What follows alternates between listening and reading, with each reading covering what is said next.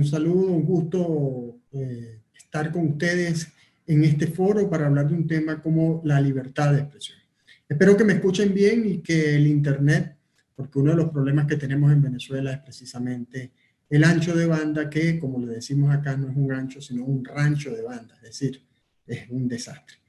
Bueno, me invitaron a hablar sobre la libertad de expresión y yo quise enfocarlo desde el neoautoritarismo. ¿Por qué?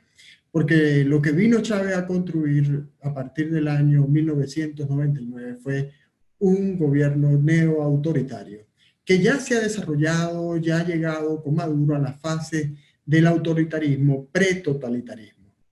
Y antes de llegar a cómo ha sido ese tratamiento del neoautoritarismo y del autoritarismo hacia los medios de comunicación y hacia los periodistas, y por supuesto a la libertad de expresión, quisiera retroceder la moviola a la década de los años 80 y 90, cuando en Venezuela surgió la antipolítica. Surgió la antipolítica que tuvo su expresión en telenovelas, para quienes no están familiarizados con el género televisivo de las telenovelas, fue uno de los productos de exportación más importantes de Venezuela en la década de los 80 y los 90. Tuvimos en los 90 una telenovela de Radio Caracas Televisión, y recuerden este nombre, Radio Caracas Televisión, porque está conectado con lo que ha pasado durante el gobierno de Chávez. Tuvimos una telenovela en la década de los 90, cuando Carlos Andrés Pérez era presidente de la República por segunda ocasión, llamada Por estas calles, que era una telenovela en son de protesta social, quejándose de los políticos, donde los políticos eran señalados. Ya en la década de los 80 habíamos tenido las expresiones de los tecnócratas queriendo desplazar a los políticos, y por supuesto esto fue sembrando en la ciudadanía esta antipolítica que tuvo su primera gran expresión con el surgimiento del golpe de Estado, o del intento de golpe de Estado de Hugo Chávez el 4 de febrero del año 1992. Que tuvo la capacidad de reconocer sus errores, cosa que en Venezuela no es muy común que lo hagan los políticos, porque pues siempre opera en los políticos y en los ciudadanos en general el locus externo, es decir, otros tienen la culpa. Pero aquel 4 de febrero, dicen algunos que porque había sido así acordado en la madrugada de ese 4 de febrero en el Museo Militar, con los generales que fueron a negociar la entrega de Chávez. Chávez aparece frente a la televisión y dice su famoso por ahora. Ese por ahora marcó el desarrollo político de la década de 1990, de la primera década del siglo XXI y por supuesto de esta década. ¿Y por qué lo marcó? Porque el reconocimiento de su responsabilidad ya instaló a Chávez en el imaginario colectivo venezolano. Y llegamos entonces al año 1994, cuando Chávez es liberado por Rafael Caldera, según lo que se conoce por las presiones que sentía Caldera, que sentía que podía haber de los grupos de izquierda que formaban parte ya, algunos de ellos de su gobierno, o que simpatizaban con su gobierno, que era un gobierno de coalición, el gobierno de convergencia. Caldera decidió liberar a Chávez, decidió liberar en aquel año, en julio del año 1994, decidió liberar a los detenidos por el golpe de Estado, y Chávez salió de la prisión de Yare con la decisión de tomar el poder por las armas. En el trayecto del año 1994-1998 comienza entonces la formación de el Chávez político, a quien convencen que puede llegar al poder a través del voto, y desde el voto aplicar esas ideas que ya llevaba en su cabeza durante el golpe de Estado del año 1992.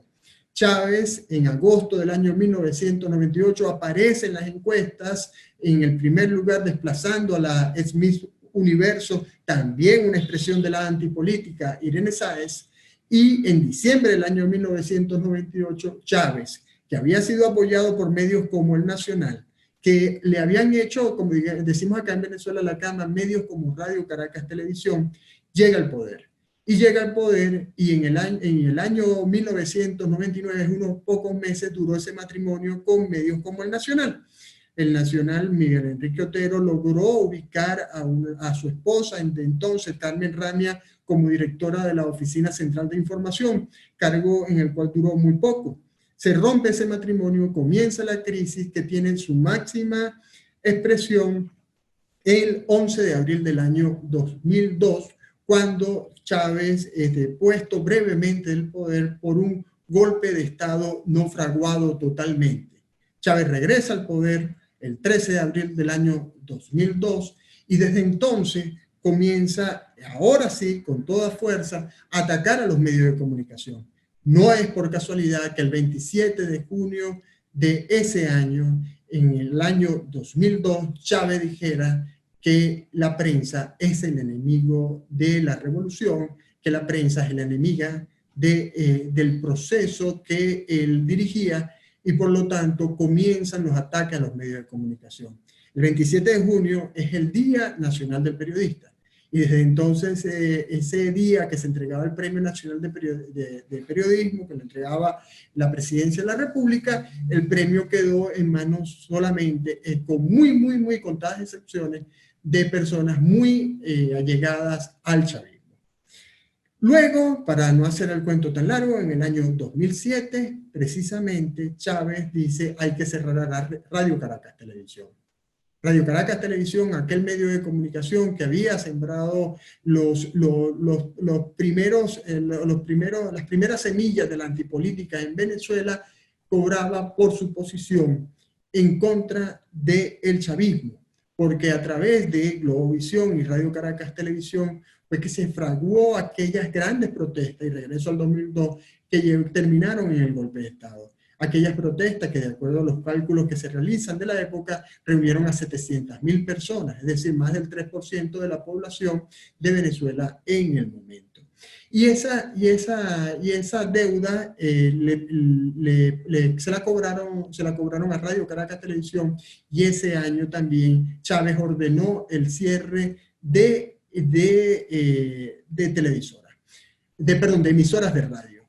Nótese entonces que Chávez, que llegó por la vía de los votos, comenzó como se conoció después, que practica el neoautoritarismo, que utiliza los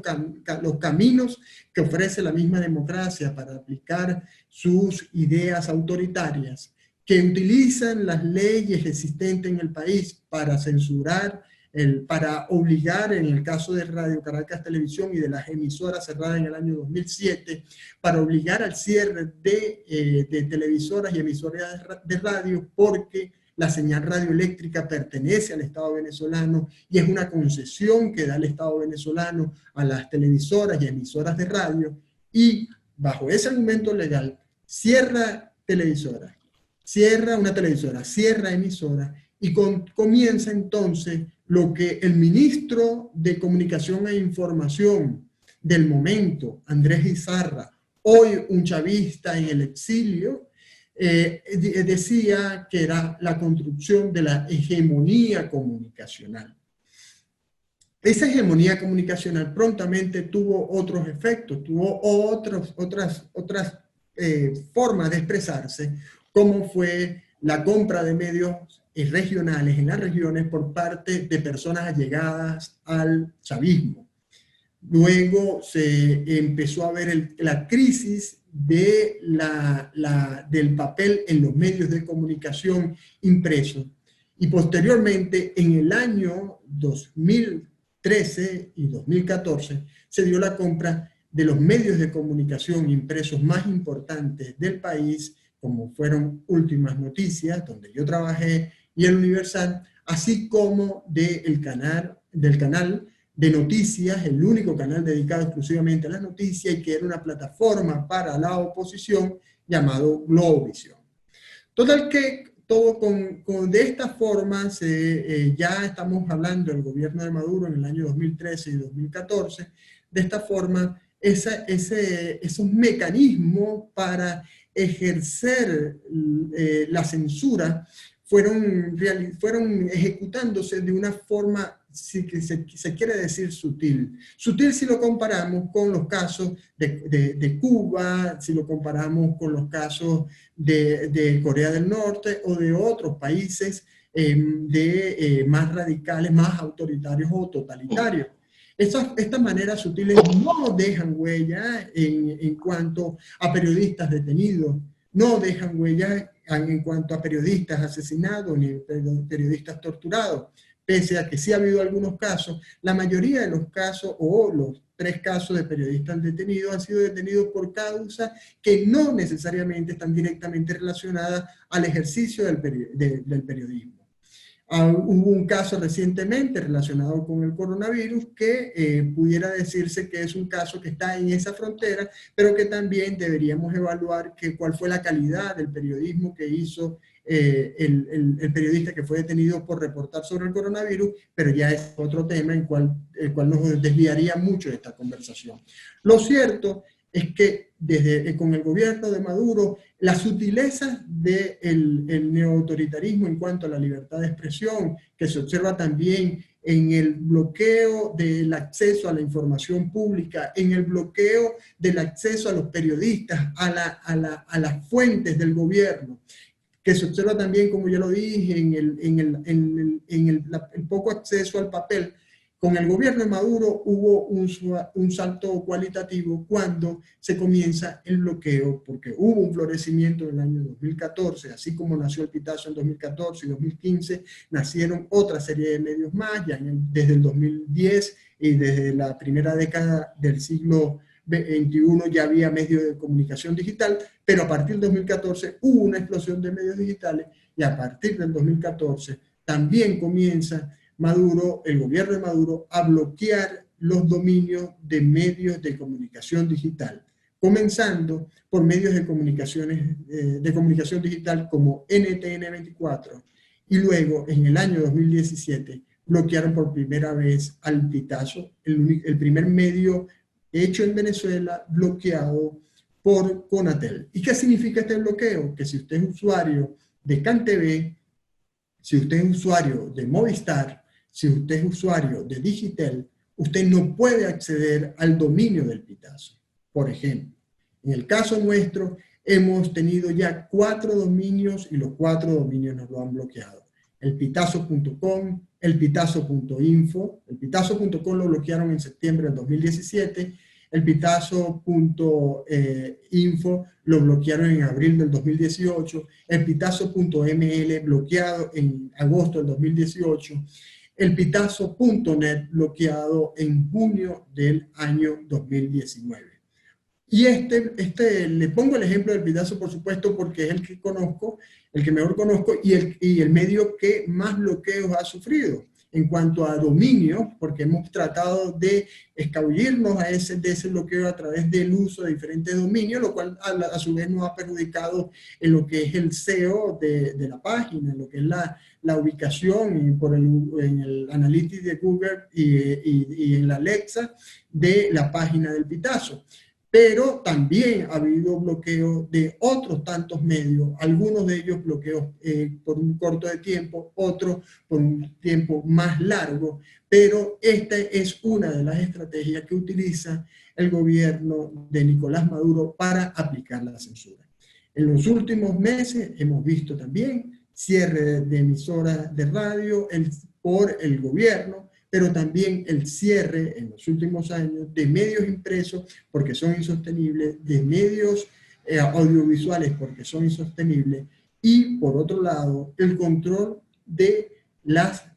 cableras, y por último lo que tenemos más reciente, el cierre de las operaciones de DirecTV, pues las sanciones de Estados Unidos no eran compatibles con la programación de DirecTV. Total, que si bien es cierto, yo lo decía recientemente, estuve en España en un programa de Reporteros Sin Fronteras, que no podemos comparar, y estaba con colegas mexicanos y colombianos,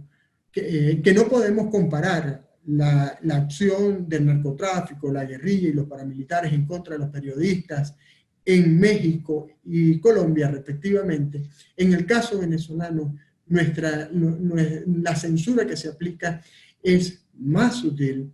pero es más permanente, es más fuerte porque nos corta los vínculos con nuestras audiencias, nos corta la oportunidad de llegar a la audiencia. Por ejemplo, hay un programa acá muy poderoso, muy hermoso, que se llama Alimenta la Solidaridad, y este programa atiende a 14.000 personas en los barrios de Venezuela, en diferentes barrios de Venezuela, no en todos los barrios, sería imposible. Y cuando le preguntamos a los directivos de este programa qué le dice la gente, cómo se está informando, prácticamente nos dijeron que la gente en las comunidades no se está informando porque no tienen ni teléfonos celulares, no tienen un buen internet, no tienen